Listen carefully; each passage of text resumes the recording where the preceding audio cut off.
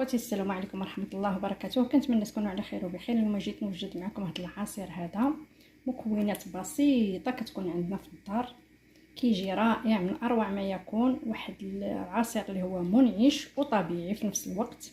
غادي ندوزو للمقادير وطريقه التحضير، فبقاو معايا. طريقه سهله. عندنا هنايا كيلو ديال الجزر، وهنا كيلو وشي شويه ديال البرتقال. كما كتشوفوا الجزر قشرناه قطعناه، وهذا غادي نحكوه باش غادي نديروا داك البشور ديال البرتقال.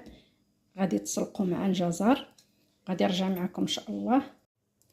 دابا كما كتشوفوا بعد ما قشرنا البرتقال ديالنا كنزيدوا عليه هاد البشور ديال البرتقال معلقه، وكنزيدوا لترو ديال الماء.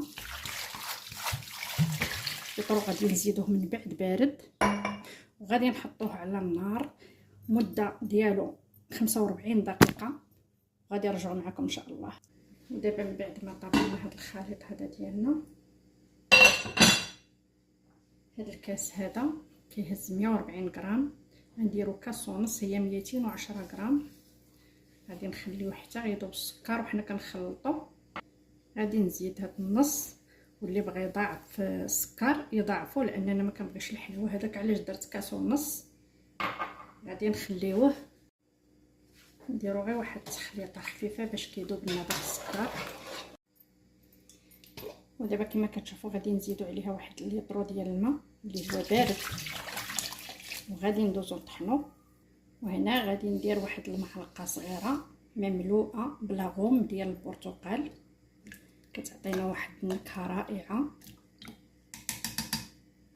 وكنصفيو العصير ديالنا ولا بد باش كيحيدوا داك الشواهب وداك الجليدات.